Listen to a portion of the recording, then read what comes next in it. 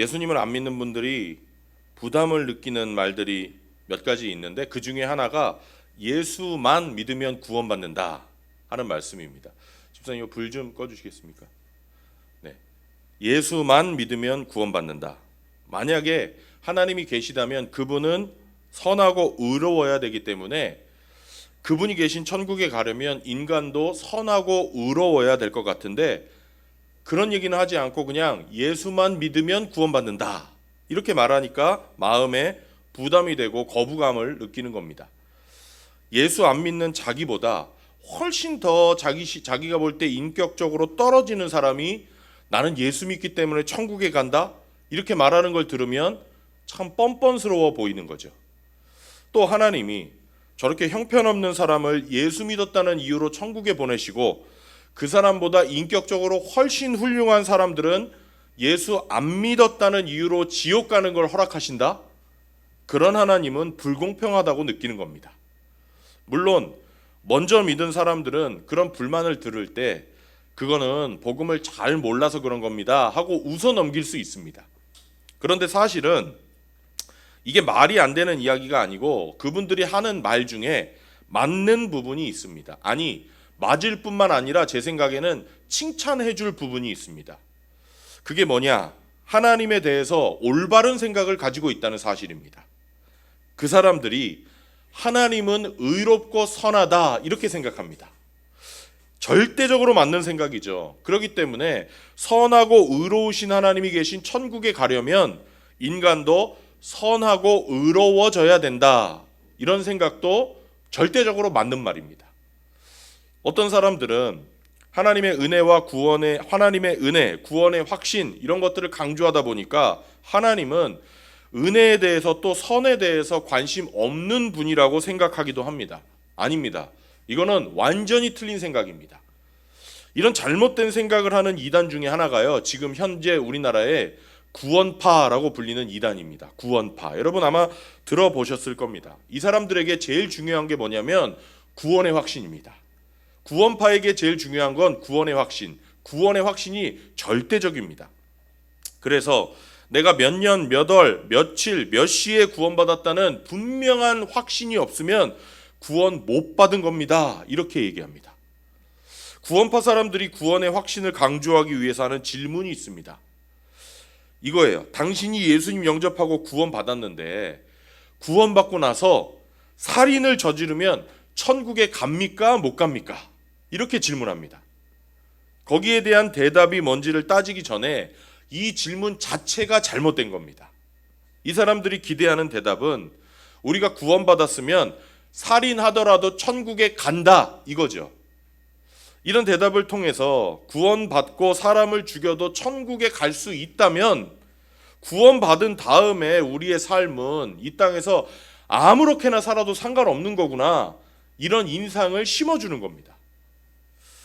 이게 바로 하나님의 의로움과 선하심을 무시하고 약화시키는 구원파 이단의 잘못된 사상입니다. 하나님은 선하고 의로우시기 때문에 선함과 의로움에 대해서는 절대로 양보하실 수가 없는 분이십니다. 그렇다면 먼저 첫째로 우리가 받은 구원에 대해서 한번 생각해 보겠습니다. 우리가 받은 구원. 우리 주위에는요. 구원파까지는 아니더라도 비슷하게 생각하는 사람들이 있습니다.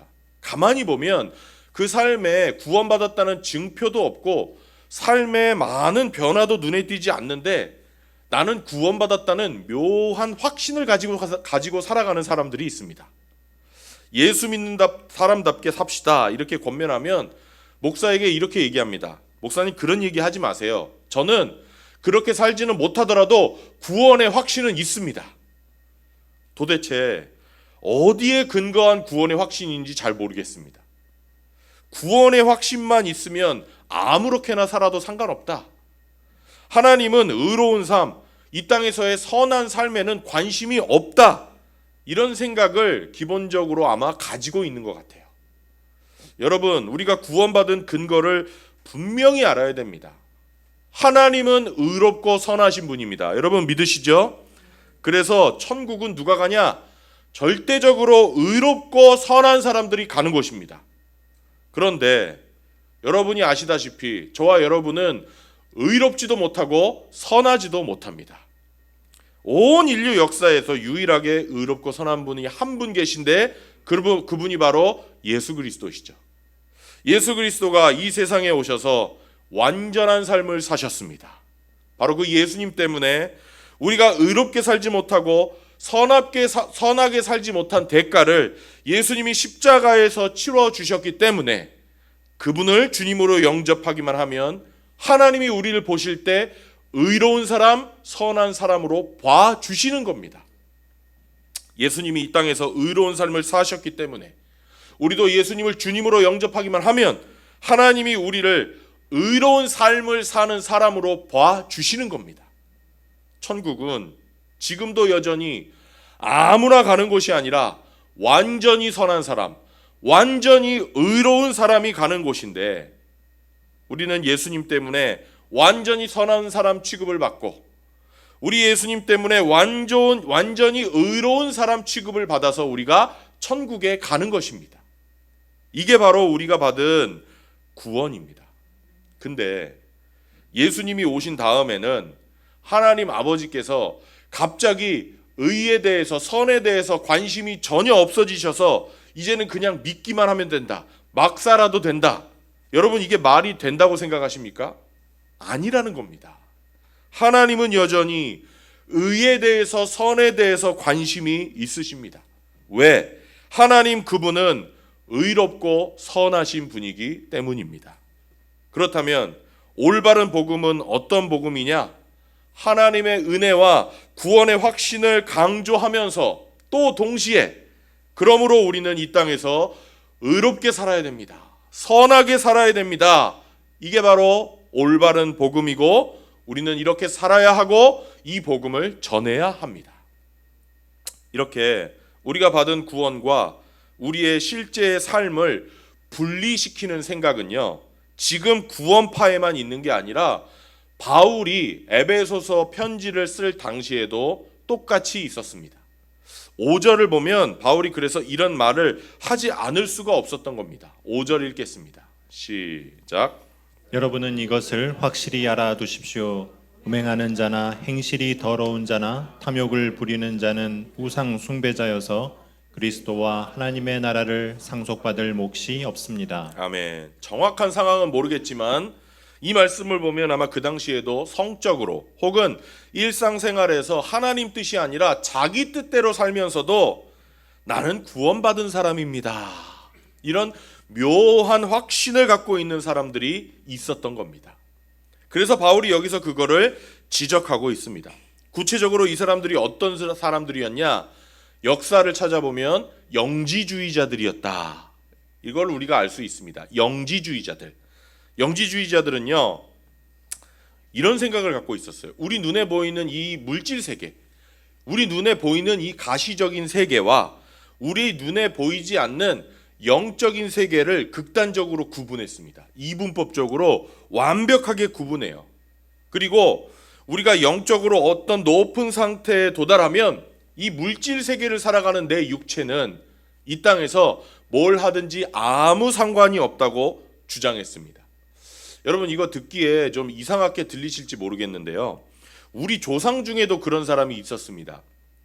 혹시 불교 믿다가 지금 기독교로 개종하신 분들에게는 죄송스러운 말일 수도 있는데 아마 그런 분들 더 잘 아시겠죠. 원효대사가 그런 분입니다. 원효대사. 그분의 사상이 뭐냐면요. 아직 도를 덜 깨우쳤을 때는 술도 먹으면 안 되고 고기도 먹지 말아야 되고 여자도 멀리해야 되고 이런 불교의 금기가 있지만 득도한 뒤에는 도를 깨우친 뒤에는 술을 먹든지 안 먹든지 어떤 음식을 먹든지 안 먹든지 여자와 관계를 하든지 안 하든지 이런 것들은 다 상관없다는 겁니다. 도를 깨우쳤으니까. 그래서 실제로 원효대사가 공주를 임신시키고 사생아까지 낳지 않았습니까? 여러분 이거 이분법적인 영지주의자들의 생각 완전히 틀린 생각입니다. 하나님은 의롭고 선하신 분이기 때문에 이 세상에서 사는 동안 우리의 생활에서 하나님의 속성인 의와 선이 강조되지 않는 그 어떤 신앙 체계, 또 이런 것을 가르치지 않는 그 어떤 가르침, 이게 빠진 모든 설교 잘못된 겁니다.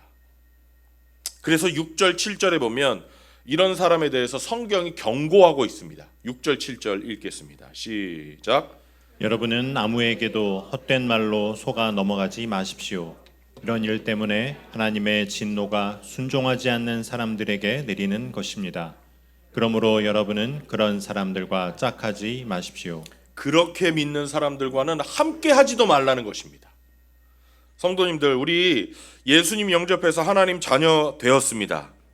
이것이 우리가 받은 유일한 구원의 근거입니다. 우리가 하나님의 자녀가 되었고 신분이 바뀌었기 때문에 천국에 가는 것입니다. 그리고 우리 하나님은 이 세상에서 우리가 의롭게 사는 삶, 선하게 사는 삶에 관심이 있는 분이십니다. 우리가 어둠에서 벗어나서 빛의 자녀가 되었기 때문에 빛의 자녀답게 살기를 간절히 바라시는 분이십니다. 그래서 우리 선한 삶을 추구하면서 살아야 돼요. 의로운 삶을 쫓아 살아야 됩니다. 8절 말씀, 그래서 이렇게 말씀합니다. 8절 시작. 여러분이 전에는 어둠이었으나 지금은 주님 안에서 빛입니다. 빛의 자녀답게 사십시오. 빛의 자녀답게 사십시오. 행위를 강조하지 않습니까? 행동을 강조하는 거예요. 우리 삶에서 행동을 강조하는 겁니다. 그런데 여러분, 이 성경을 쓴 사도 바울이라는 사람의 별명은 은혜의 사도입니다. 하나님께 받은 은혜가 컸고, 그리고 성경을 쓴 내용들을 보면 주된 핵심 사상이 강조하는 게 계속 은혜, 하나님의 은혜입니다. 그런데 여기서는 뭐라고 얘기하죠? 빛의 자녀답게 사십시오.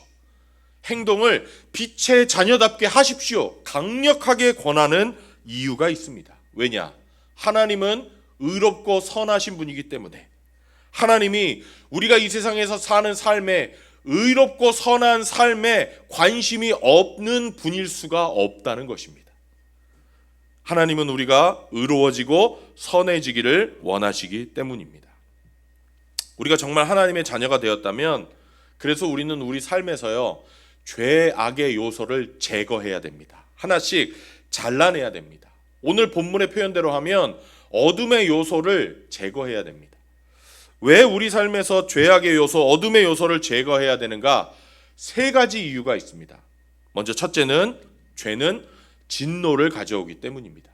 죄는 반드시 진노를 가져옵니다. 우리 6절 말씀 읽겠습니다. 6절 시작.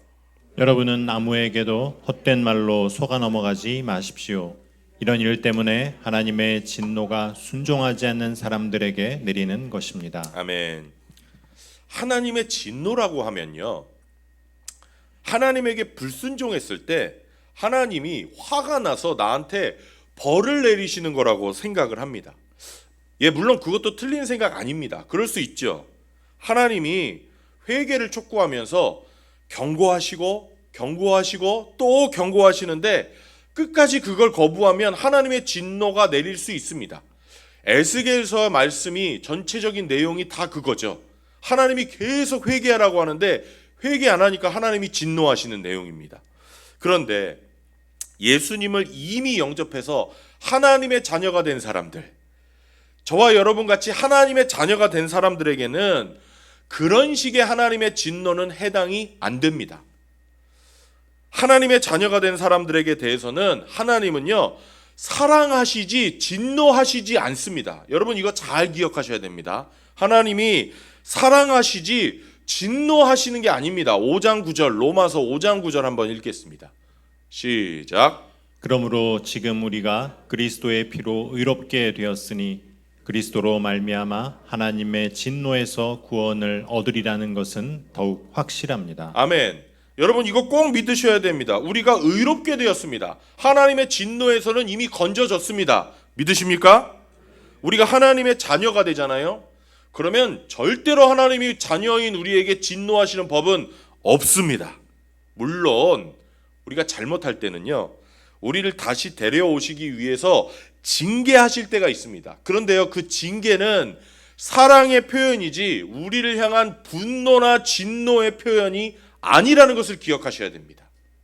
근데 어떤 분들은 이걸 모르고 하나님을 항상 옛날 일본 일제시대 일본 순사처럼 생각하시는 것 같아요.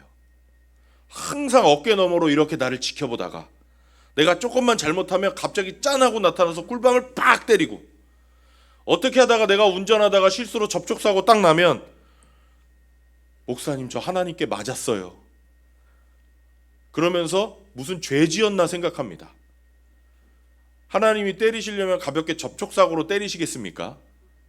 아니에요, 여러분. 하나님은 저와 여러분을 사랑하십니다. 물론 징계하실 때 있습니다. 하지만 그 징계조차도 사랑의 표현이라는 걸 기억하셔야 됩니다. 그러면 여기서 말하는 하나님의 진노가 뭐냐? 이 진노는요, 현재형의 진노입니다. 쉽게 말하면 죄 그 자체에 포함된 삶의 결과를 의미하는 겁니다. 조금 어려우실 수도 있는데 예를 들어서 제가 쉽게 설명해 드리겠습니다. 예를 들어서 뜨거운 난로 있지 않습니까? 뜨거운 난로. 거기다 손을 대면 어떻게 되겠습니까? 손을 대게 되어 있습니다. 금방 손에 물집이 생길 겁니다. 하나님이 뜨거운 난로에 손대지 말라고 하셨는데 내가 손을 댔습니다. 하나님이 그러면 야, 내가 너 손대지 말라고 했는데 손댔네? 이제 내가 너에게 물집을 주겠다, 이런 겁니까? 아닙니다. 난로에 손을 대면 그냥 손을 대게 되어 있는 겁니다. 우리가 독약을 먹잖아요. 그러면 복통이 나든지 죽게 되어 있습니다. 심하면. 맞습니까? 우리가 독약 먹었을 때 하나님이 야, 내가 먹지 말라는 독약을 너 왜 먹었냐? 너 안 되겠네? 내가 너한테 복통을 주겠다. 네 목숨을 내가 걷어가겠다. 이게 아니지 않습니까? 독약 자체에 그냥 그 독이 들어있는 겁니다. 마찬가지로 죄에는요, 하나님의 진노가 담겨 있습니다. 죄 자체에 그냥 하나님의 진노가 담겨 있는 겁니다. 죄를 지으면 하나님이 우리에게 벌 주시는 게 아니라 그 죄 자체에 하나님의 진노가 담겨 있기 때문에 죄를 짓잖아요. 그러면 내가 다치고요, 우리 이웃이 다치게 되어 있는 겁니다. 이게 하나님의 진노예요. 그래서 제가 이걸 현재형의 진노라고 표현한 겁니다. 그런 면에서 여러분 주위에 죄를 가볍게 여기는 분이 있어요. 야, 죄 지어도 돼. 괜찮아. 사람 다 그렇게 사는 거지. 이렇게 말하는 분이 있습니까? 그분이 그렇게 말하는 이유가 신학적인 이유든지 무슨 개똥 철학인지 뭔지는 모르겠지만 여러분, 아무리 친한 분이어도 그런 분은 가까이 하지 마십시오. 한 걸음 더 나가서 죄 짓는 것은 재미있는 삶이라는 인상을 주는 분이 있습니까? 절대 가까이 하지 마십시오. 왜요? 내가 죽어요. 그런 사람과 가까이 지내면서 내가 죽는 줄도 모르는 채로 내가 죽어가는 겁니다. 여러분 주위에 어떤 분이 부정한 방법으로 같이 이런 사업 해보자고 얘기하시는 분이 있습니까? 이거 대박 아이템이라고? 이거 터지면 난리 난다고? 근데 방법이 부정해요. 어떠세요? 절대 함께 하지 마십시오. 그렇게 해서 돈이 벌릴 리도 없고요. 돈이 벌린다고 해도 그 돈은 궁극적으로 나를 다치게 하고요.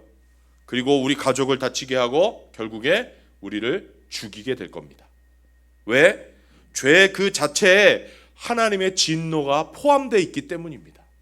그래서 우리는 죄를 멀리해야 되는 것입니다. 두 번째, 우리가 죄를 멀리해야 되는 이유는 죄에는 열매가 없기 때문입니다. 죄에는 열매가 없습니다. 11절 말씀 한번 읽어보겠습니다. 11절 시작. 여러분은 열매 없는 어둠의 일에 끼어들지 말고 오히려 그것을 폭로하십시오. 아멘. 어둠의 일을 열매 없는 어둠의 일, 이렇게 묘사하고 있습니다. 열매가 없다는 게 뭡니까, 여러분? 한여름에 떼약볕에 시골에 갔는데 떼약볕에서 목이 굉장히 마릅니다. 근데 물은 없습니다, 나한테. 근데 저기 보니까 배밭이 있어요. 가서 배 하나 깎아 먹으면 막 시원한 과즙이 줄줄 나올 것 같아요. 갈증이 없어질 것 같습니다. 그래서 급하게 햇볕을 뚫고 그 배밭으로 걸어갔습니다. 그런데 추수가 끝났는지 열매가 하나도 없습니다. 얼마나 실망이 되겠습니까? 실망이 될 뿐 아니라 어떻게 될까요? 아마 여러분이 느꼈던 갈증이 더 심해질 겁니다. 죄는 우리 욕구를 채워주지 못하고 오히려 우리의 욕구를 더하게 할 뿐이라는 걸 여러분 아셔야 됩니다. 우리의 갈증을 채워주지 못합니다. 죄는 지으면 지을수록 갈증을 더 심하게 합니다. 바다 한가운데서 난파선에서 탈출해서 바다 한가운데 구명 보트를 타고 떠 있는데 여러분 목마르다고 바닷물을 퍼먹으면 어떻게 될까요? 갈증만 날 것 같으세요? 바닷물을 마시는 순간 죽음이 코앞으로 오는 겁니다. 죽는 거예요. 왜냐하면 바닷물의 염도가 우리 몸의 염도보다 훨씬 높기 때문입니다. 그래서 바닷물을 먹으면요 갈증이 더 심해져요. 마시면 마실수록 갈증이 더 심해집니다. 죄가 그래요. 우리는 죄에 대한 욕망이 있는데 그 욕망을 만족시켜주면 내가 행복해질 것 같은데 죄 짓고 나면 어떻게 되는지 아십니까? 더 큰 욕망이 생겨요. 남자분들 야한 잡지 보고 만족하시는 분 있어요? 안 보셨어요? 학교 다닐 때? 만족이 되십니까? 잡지를 보면 뭐가 보고 싶어요?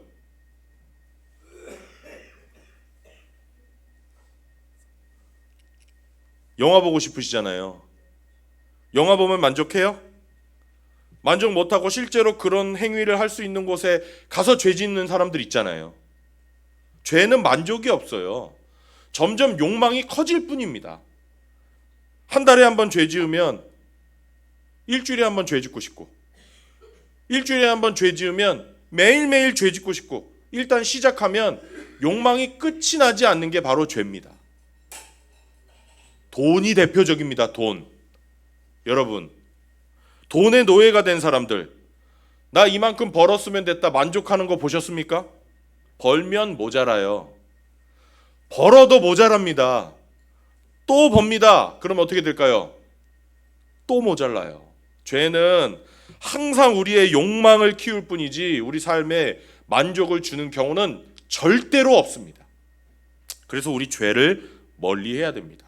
나의 삶에 죄악의 요소가 있으면 아예 여러분 싹부터 잘라버려야 됩니다. 그냥 그거 있는 채로 쓱 넘어가잖아요. 그러면 그 다음에 더 큰 욕망, 그 다음에 더 큰 욕망, 마침내 우리는 죄의 노예가 될 수 있습니다. 여러분, 생활에서 나의 삶에서 죄를 과감하게 잘라버리시기를 예수님의 이름으로 축원합니다. 세 번째, 죄를 멀리해야 되는 이유는 죄는 우리를 수치스럽게 하기 때문입니다. 죄는 우리를 부끄럽게 합니다. 12절 말씀 읽겠습니다. 12절 시작. 그들이 몰래 하는 일들은 말하기조차 부끄러운 것들입니다. 죄는 부끄러운 일이라는 겁니다. 그런데 우리가 죄 가운데 어둠 가운데 살아가는 동안에는 이게 부끄러운 줄을 모릅니다. 빛 가운데 들어와야 그때 그 죄악 속에 사는 삶이 부끄러운 삶이었구나 하고 느끼게 됩니다. 여러분도 그러시죠? 예수님 영접하고 난 다음에 옛날의 삶을 돌아보면서 내가 그때 부끄러운 삶을 살았구나 하는 생각이 들지 않으십니까? 저도 그래요, 여러분. 맞습니다. 죄는 수치스러운 겁니다. 여러분, 누군가 미워하고 시기하고 성질 부리는 거, 이거 아주 수치스러운 겁니다. 조금 영적으로 자라나잖아요. 그러면 그걸 돌이켜보면서 내가 그게 되게 부끄러운 거였구나 하는 것을 깨닫게 됩니다. 죄는 우리가 의식하지 못해도 우리에게 수치심을 심어주고요. 이 수치심은 우리 삶에 큰 영향을 미치게 됩니다. 여러분, 주위에 보시면 성격이 좀 삐뚤어지고 좀 모난 분들 있지 않습니까? 다른 사람들과 잘 어울리지 못하고 분노가 많고 화 잘 내는 분들, 이런 분들 보면 대부분 왜 그런지 아세요? 어릴 때 받았던 상처, 어릴 때 느꼈던 수치심 때문에 그렇게 성장했을 가능성이 큽니다. 어릴 적에 내가 잘못한 것은 전혀 아니지만 성적인 학대를 당했다든지, 어릴 적에 신체적인 폭행을 당했다든지, 맞고 자랐다든지, 아니면 너 못났다, 너는 못생겼다, 너는 쓸모없는 인간이다, 이런 정신적인 폭행을 당하면서 자랐다든지, 이런 데서 오는 수치심, 내 마음속에 깊숙하게 남아서 한평생을 자기 열등감, 컴플렉스와 싸워야 되고, 어떤 순간이 올 때마다 매 순간 분노하게 되면서 사는 겁니다. 이게 해결이 안 되니까 자기가 그렇게 당하면서 살았는데도 자기도 학대, 폭행, 가해자 이렇게 살아가게 됩니다. 왜 그럽니까? 이게 자기 마음속에 남아있는 수치심 때문입니다. 죄는 인간에게 수치심을 심어줘요. 내가 수치심을 느끼든지 안 느끼든지 상관없습니다. 죄와 연관되어 있으면 내 마음속에는 나도 모르게 수치심이 자리 잡고 있는 겁니다. 여러분 생각해 보세요. 내가 부모님으로부터 어릴 때 받았던 그 부모님의 죄 때문에, 부모님과의 나와의 관계 속에서 있었던 어려움 때문에 내가 마음속에 느꼈던 그 수치심, 내가 내 자녀에게 똑같이 하고 있지 않습니까? 이거 얼마나 무서운 겁니까? 죄와 관계되면 이 수치심은 우리 성격을 꼬이게 만들거든요. 이거 해결해야 돼요. 그리고 우리를 부정적인 사람으로 만들어요. 우리를 난폭한 사람으로 만듭니다. 여기서 해방되고 치유될 수 있는 길이 없습니까? 있지요. 유일한 길 바로 예수님입니다. 예수님만이 치유해 주실 수 있고 정신과 의사는 치유해 주지 못합니다. 우리에게 이런 수치를 심어주는 죄를 멀리 하시기를 제가 간절히 부탁을 드립니다. 우리 예수 믿는 사람들이 죄를 멀리 해야 되는 이유는 분명합니다. 다시 말씀드리면 죄에는 하나님의 진노가 담겨 있기 때문이에요. 그리고 죄에는 열매가 없습니다. 욕망만 심어주고 절대로 우리에게 만족을 주지를 못합니다. 그리고 죄는 우리에게 반드시 수치심을 심어주게 되어 있습니다.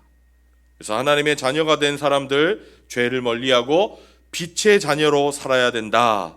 성경이 이렇게 말씀합니다. 자, 그러면 여러분, 빛의 자녀로 살면 어떤 결과가 우리 삶에 있을까요? 빛의 자녀로 살면 세 가지 결과가 나타납니다. 오늘 성경에 보면 첫 번째로 빛의 자녀로 살면 우리에게 열매가 있다고 말씀합니다. 열매가 있다. 8절 9절 우리 한번 읽겠습니다. 8절 9절 시작. 여러분이 전에는 어두움이었으나 지금은 주님 안에서 빛입니다. 빛의 자녀답게 사십시오. 빛의 열매는 모든 선과 의와 진실에 있습니다. 아멘. 빛의 열매라는 것은 한마디로 성령의 열매입니다. 근데 성령의 열매 맺자고 하면요, 부담스러워하는 분들이 있습니다. 성령의 열매를 맺읍시다 이렇게 얘기하면 그걸 의무로 느끼는 겁니다. 근데 하나님이 왜 우리에게 성령의 열매를 맺으라고 하시냐면 성령의 열매를 맺을 때 우리에게 참된 행복이 있기 때문입니다. 참된 행복은 성령의 열매를 맺을 때 있는 겁니다. 여러분 한번 생각해 보세요. 제가 생명의 삶 할 때 말씀드리지만 인간의 진짜 행복, 참된 행복은 관계에서 온다고 말씀드렸습니다. 우리는요, 모든 인간은 행복한 부부가 되기를 원합니다. 여러분 원하시죠? 자녀와의 관계, 자녀와의 삶이 행복하기를 원하시죠? 부모님과의 삶이 행복하기를 원하시죠? 기본적으로 관계가 행복하기를 원합니다. 그러면 어떤 게 행복한 겁니까?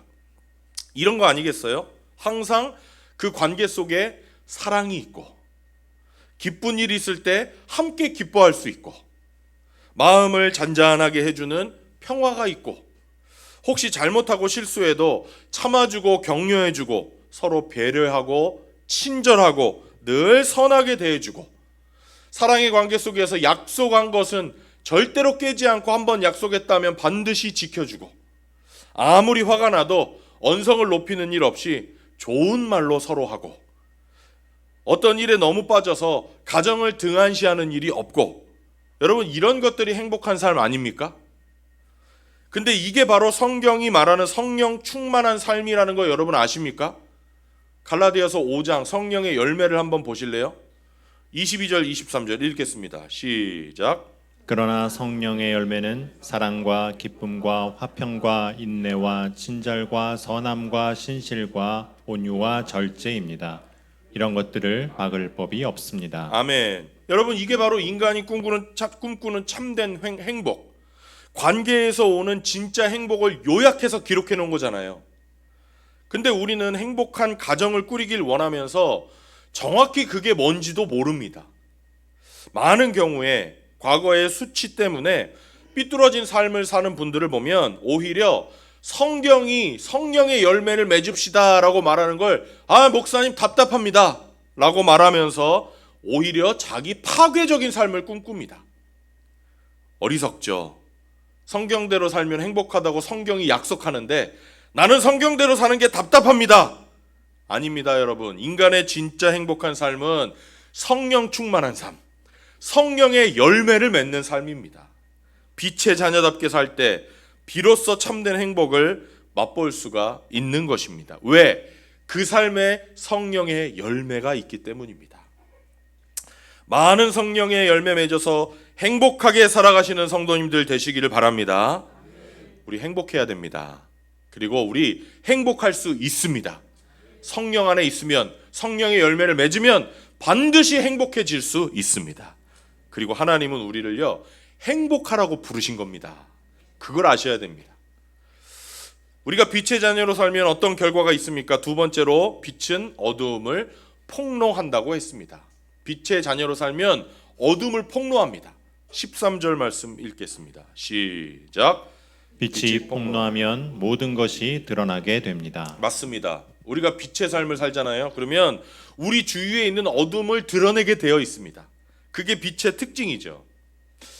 선보거나 소개팅할 때 환한 데가 아니라 어두컴컴한 데서 하는 이유가 그거 아니겠습니까? 어두우면 이뻐 보이고 잘생겨 보이잖아요. 근데 환한 곳, 밝은 데서 선보고 소개팅하면 어때요? 여드름이나 흉터나 주근깨가 다 보이지 않습니까? 빛은요, 노출시킵니다. 드러내요. 그래서 어둠 가운데 사는 사람들은요, 빛의 삶을 사는 사람들, 빛의 자녀들, 하나님의 자녀들을 보면 반드시 핍박하게 돼 있습니다. 왜? 자기가 노출되는 게 싫거든요. 처음 예수 믿고 복음이 너무 좋다고 행복하다고 말하는 사람, 또 대충 신앙생활 하다가 바르게 신앙생활 하려고 하는 사람, 그런 사람들 보면 그 옆에 있는 사람들, 특히 원래 친했던 사람들, 어둠 속에 사는 사람들이 이렇게 말합니다. 야, 너무 빠지지 마. 그리고 나한테는 강요하지 마. 왜 그런지 아세요? 자기들이 뭘 잘못했다고 말한 게 아닙니다, 우리가. 그렇지 않습니까? 그런데 다른 사람의 빛된 삶을 보면 자기가 드러나거든요. 자기 어둠이 노출되는 게 너무너무 싫은 겁니다. 예수님이 진작에 이걸 아시고요. 요한복음 3장 20절 21절에서 이렇게 말씀하셨어요. 예수님이 이미 다 알려주셨어요. 읽겠습니다. 시작. 악한 일을 저지르는 사람은 누구나 빛을 미워하며 빛으로 나오지 않는다. 그것은 자기 행위가 드러날까 보아 두려워하기 때문이다. 진리를 행하는 사람은 빛으로 나온다. 그것은 자기의 행위가 하나님 안에서 이루어졌음을 드러내려는 것이다. 아멘. 여러분이 예수님 영접하거나 빛된 삶을 살기 시작하면 주위에서는 변화가 생깁니다. 주위에 있는 사람들은 반드시 둘로 갈라지게 되어 있습니다.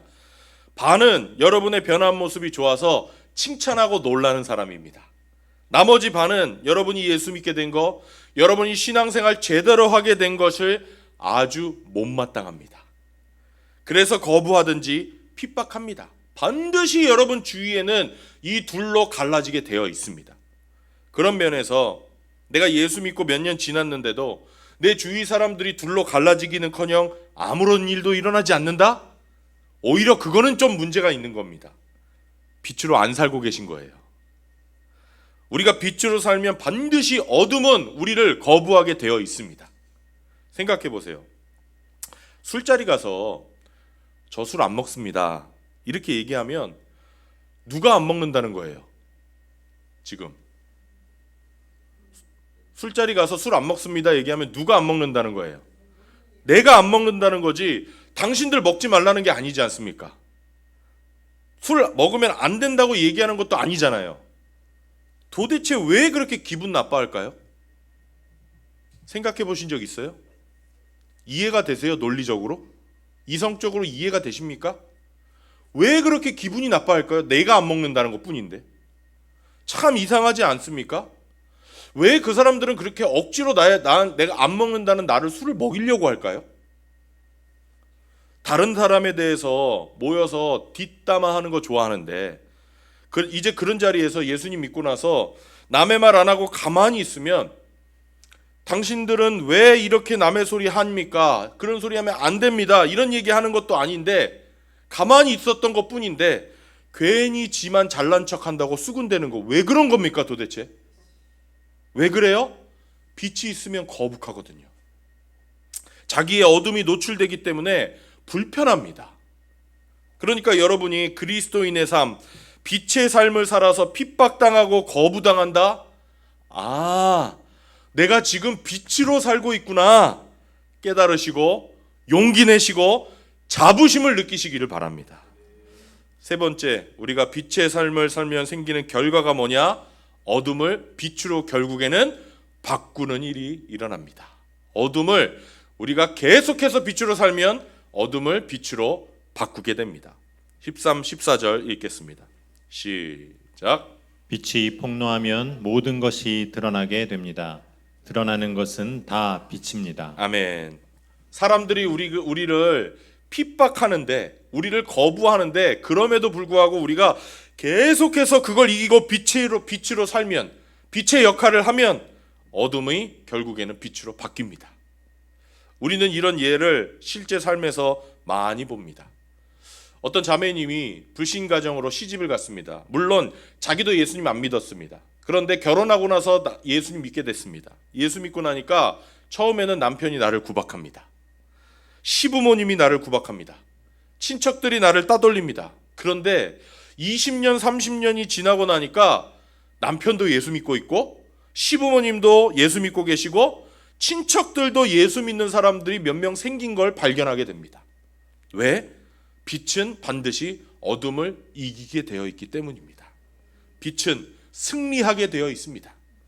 핍박, 거부 반응 이럼에도 불구하고 우리가 계속 빛으로 삶을 살아나가면 반드시 어둠은 빛으로 변화되고 마는 것입니다. 저와 여러분이 이런 사명을 가진 사람들입니다. 궁극적으로 어둠에서 행복을 모르고 사는 사람들을 빛으로 인도해서 그분들도 행복한 삶을 살게 해주는 게 저와 여러분의 책임입니다. 우리 성도님들 빛으로 사셔서 하나님이 주신 행복 다 맛보시고 여러분 주위를 노출시키시고 그분들도 빛으로 만드셔서 그분들에게도 행복을 전하는 삶을 사시기를 축원합니다. 마지막 네 번째 결론으로서 그럼 우리가 어떻게 빛의 역할을 할 수 있는가? 어떻게 하면 빛을 비출 수 있는가?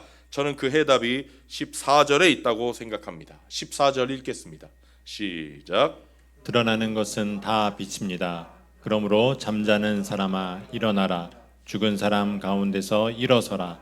그리스도께서 너를 환히 비추어 주실 것이다 하는 말씀이 있습니다. 아멘. 여기서 예수님의 재림을 지금 말씀하고 있습니다. 아침이 되면 동쪽에서 해가 뜨듯이 예수님이 재림하시는 그날 죽은 자들이 살아납니다. 영광스럽게 또 당연하게 죽은 자들의 부활이 있을 것입니다. 그리고 우리가 이 세상에서 빛으로 살면 죽은 사람이 살아나는 것과 같은 역사가 우리 삶에 일어날 거라는 말씀입니다. 그리고 여기에서 초점은 예수 그리스도입니다.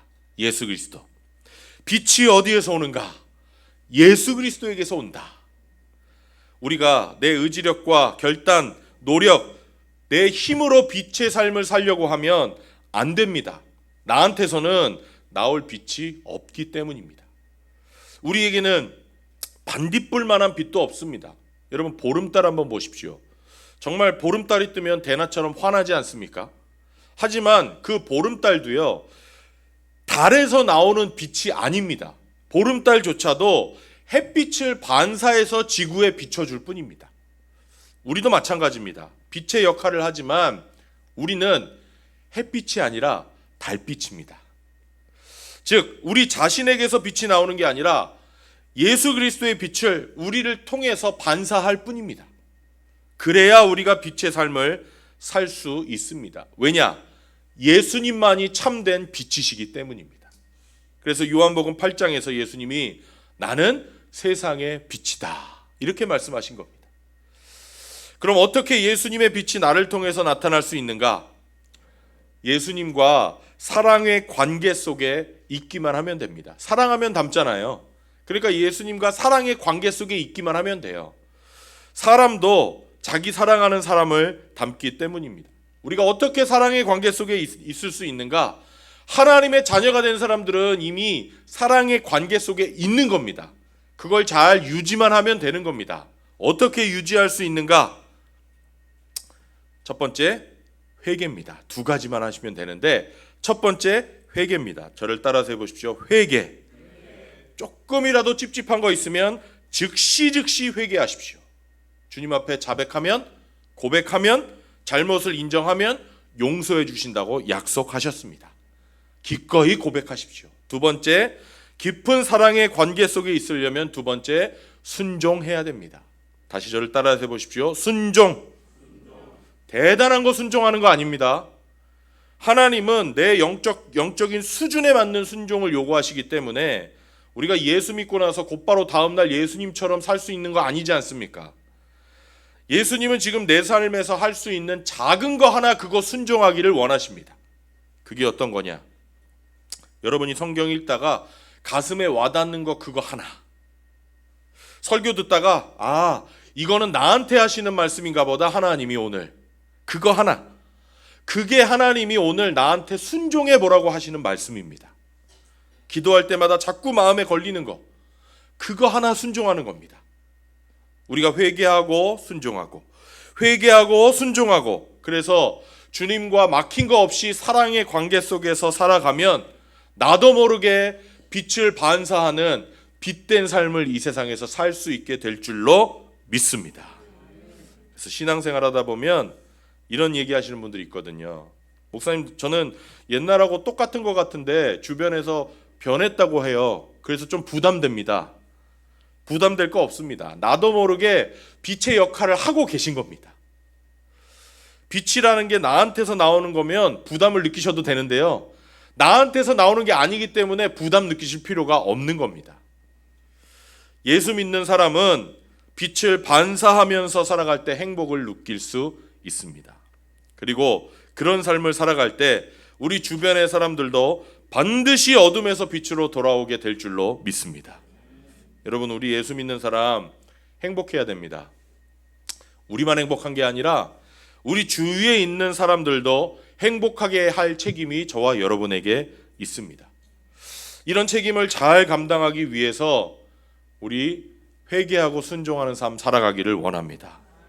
그리고 잊지 마십시오. 죄에는 하나님의 진노가 그 자체에 담겨 있습니다. 그래서 우리가 죄를 멀리하는 겁니다. 죄에는 열매가 어떤 것도 없습니다. 죄를 지으면 만족할 것 같은 착각, 거기에서 벗어나십시오. 지으면 지을수록 더 큰 욕망만 생길 뿐입니다. 그리고 죄는 우리에게 수치심을 심어줍니다.